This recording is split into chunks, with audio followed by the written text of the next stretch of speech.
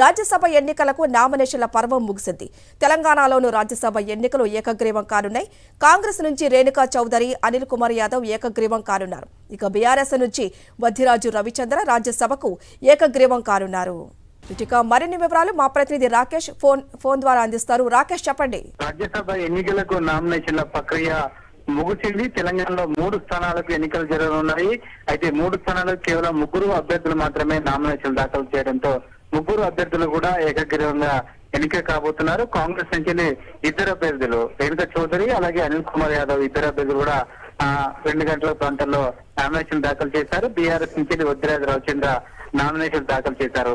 ఈ 3 అభ్యర్థులు కూడా వారి వారి పార్టీల ప్రకారం పూర్తి స్థాయి బలం ఉండడంతో ఇక మరొక అభ్యర్థిని నామినేషన్ దాఖలు చేయించలేదు. దీంతో 3 అభ్యర్థులు కూడా ఏకగ్రీవంగా ఎన్నిక కాబోతున్నారు. ఈ నెల 20న స్క్రూటినీ అలాగే నామినేషన్ల ఉపసంహరణ గడువు ముగియడంతో ఆ రోజు సాయంత్రమే 3 అభ్యర్థులు ఏకగ్రీవంగా ఎన్నికైనట్టు ప్రకటించబోతా ఉన్నారు. మొత్తంగా అభ్యర్థుల ఎంపిక దగ్గర నుంచి ప్రకటన దగ్గర వరకు కొంత సస్పెన్స్ కొనసాగింది.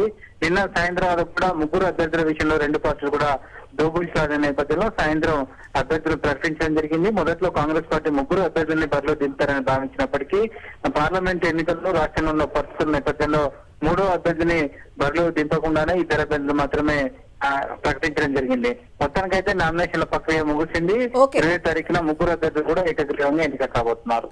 Thank you Rakesh.